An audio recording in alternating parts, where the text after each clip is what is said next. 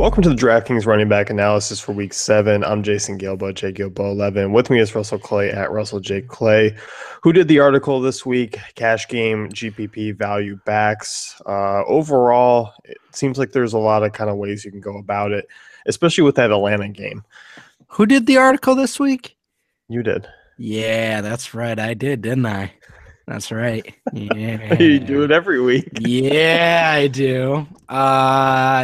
A lot of ways to go. I mean, from 7 to 4K, really have a plethora of options that I'm pretty excited about. So, I mean, generally speaking, I'm roughly going to stick to this group of running backs, but I also think, there are 3 to 4 others that I feel really comfortable with. And I did not throw Gio Bernard and Jeremy Hill in here, but I think you should definitely take a look at both of them at their prices. Just throwing that in there.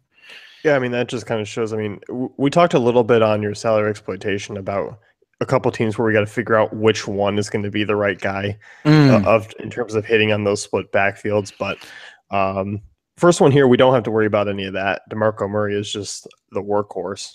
Like I'll just say something. I would have stabbed someone to get Jeremy Hill against Cleveland at 4K or like Jarek at 43 last week. Like I literally would have been like, all right, give me that play and I'll go stab someone. Not kill them, but like, get them once and then run away. You know what I'm saying? Anyway, DeMarco Murray, yeah, 7,200. Obviously, in a good matchup this week. So I think we can kind of look at him as a guy that will certainly be, back to normal. Obviously, Mariota, back-to-back QB1 fantasy weeks. That's not going to sustain itself. In terms of the touchdown distribution, I think we're going to see Murray start to get those goal line touchdowns again. Last week was just a weird game. If you played him, it didn't work out, but not necessarily like for good reasons. Like, I guess Kendall Wright's okay, it was just a lot of randomness in that game that led to, DeMarco Murray not hitting. I think he's in another great spot this week, and I wouldn't be worried about it. I wouldn't either. I mean, this Indianapolis defense is awful. Murray's a guy who you're going to get 20, 25 touches out of him and sets up pretty well. And it looks like LaShawn McCoy left practice early today with a hamstring issue. So it could kind of shake away and just make Murray just the all-out top option up top. Shake, shake, shake, shake, shake, shake, shake, shake, shady. Oh, we're going to stop that now.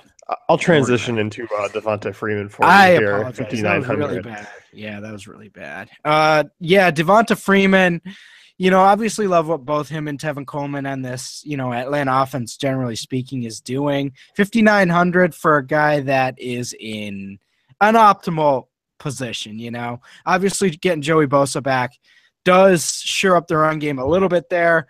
But too little too late for Joey Bosa coming back because they obviously lost their best cover corner when he was out. So it would have been nice for the Chargers to have both, Verrett and him together. We know how Freeman works at this stage. Maybe he doesn't do it on the ground in terms of efficiency, but he's going to get those catches, and he's going to get 15 to 18 touches against this Chargers defense. I think that's more than enough to hit value at 5,900.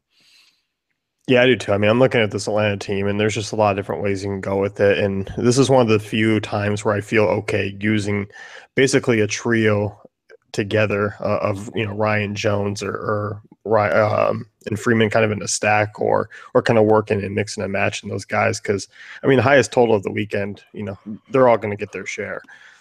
Absolutely. So I mean between him and Coleman it's going to be a tough decision, but whatever. GPPs, you're looking at Spencer Ware, 5,800 going up against a god-awful New Orleans defense. What do you like about him? Yeah, you like sprung a thought into my brain yesterday. You were like, it was like you weren't even talking to me, but you were like, well, you were talking to me, but maybe I wasn't listening. And then like you were like, Spencer Ware. And it like drifted off. I guess that's just how like I am normally. But I started thinking about it today. It's a great play. I was on Macklin initially yesterday. It just doesn't make sense to continue to throw yourself at this Chiefs passing game when you got Spencer Ware and maybe even a Jamal Charles just kind of sitting there, in the perfect matchup. They love running the ball both in the red zone and behind and ahead.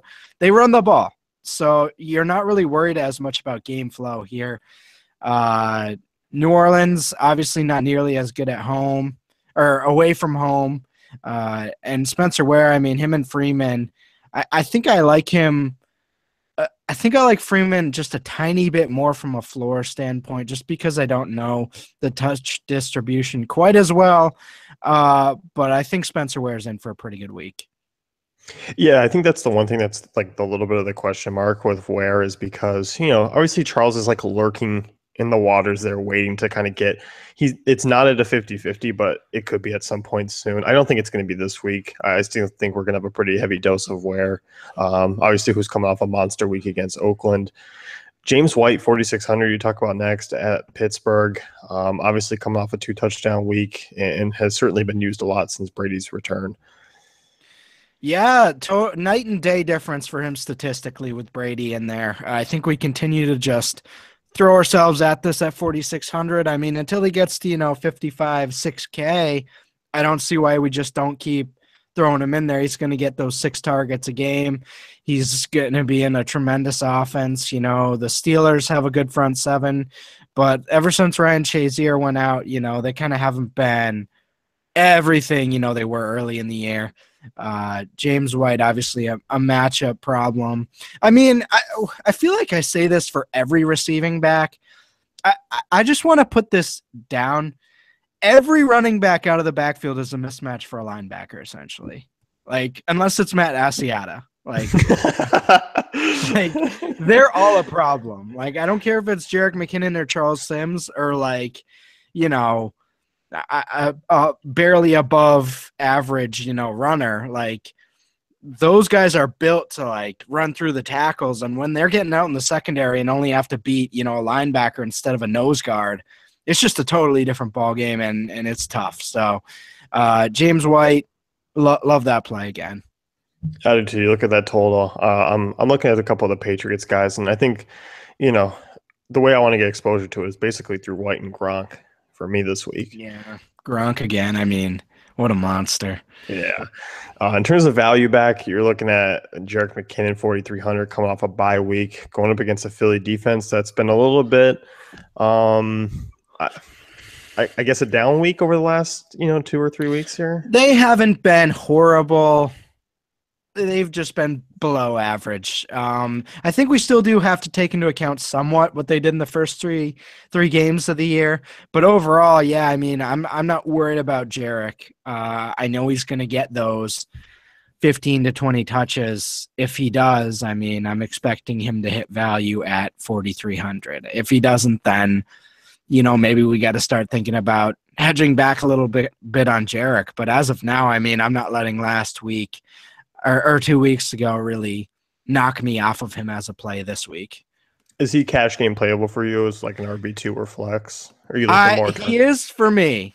I would recommend that, and I am going to be playing him in cash and a lot of my tournaments. But I mean, if you want to do James White instead, I think that's certainly arguably more viable as a cash game option.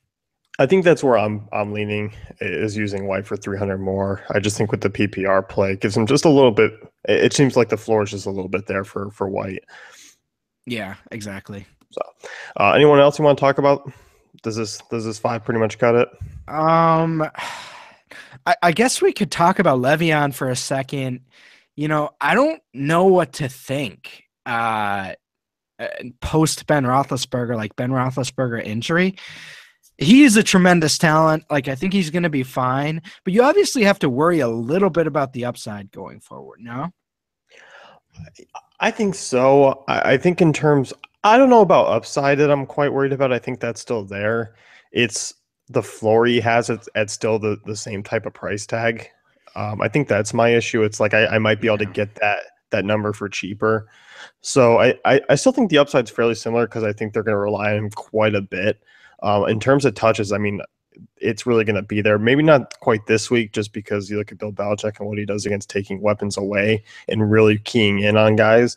But like, a week ahead, I think they have a bye week in week 8, but like week 9, week 10, I haven't seen what their schedule looks like, but I think he'll be back more playable then.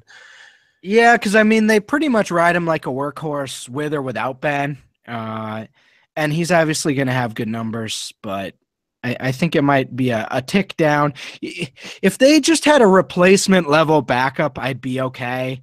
But it's like this could just get really ugly, and teams could just literally blitz like 9 guys every play and be like, all right, Landry Jones, let's see what you got, pal. Would you rather have Mettenberger back there starting or Landry Jones? Neither. But you have to. I mean, put yourself in Mike Tomlin's shoes. I mean, you got to choose. So a good example of an above replacement backup is Ryan Fitzpatrick, who keeps tricking teams into thinking he's a starter. He's not. He's just a really good backup. If the Pittsburgh Steelers had Ryan Fitzpatrick for the next 5 weeks, I wouldn't be worried at all. But this is like potentially a really ugly situation. Where's Curtis Painter? I mean, he's out there floating around, right? Oh boy. He's definitely floating around, and if he's on a roster, he's certainly available, I'm sure. He's just I watched him for what? That 0-16, yeah, that 0-16 season, right? It was brutal. Hey, they got a win in there. We weren't quite the Detroit Lions. Oh, you were 1-15? Yeah, whatever. So, but pretty much wrapping things up here, you're looking at DeMarco Murray, Devonta Freeman as kind of your main cash game options. Spencer Ware, James White in terms of GPPs, and McKinnon in value. And overall, I like this group. I think the pricing is pretty good this week. And outside of really Murray, I think you can kind of dive down a little bit and use some value guys. Definitely, yeah. I mean, how you play wide receiver is going to be, what really settles this week. I think you can play it pretty safe with these guys in pretty much all formats.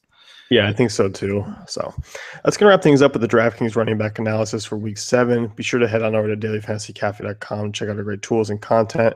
If you like the pods, you like what we're doing, be sure to give us our channel a subscribe and throw us a thumbs up as well.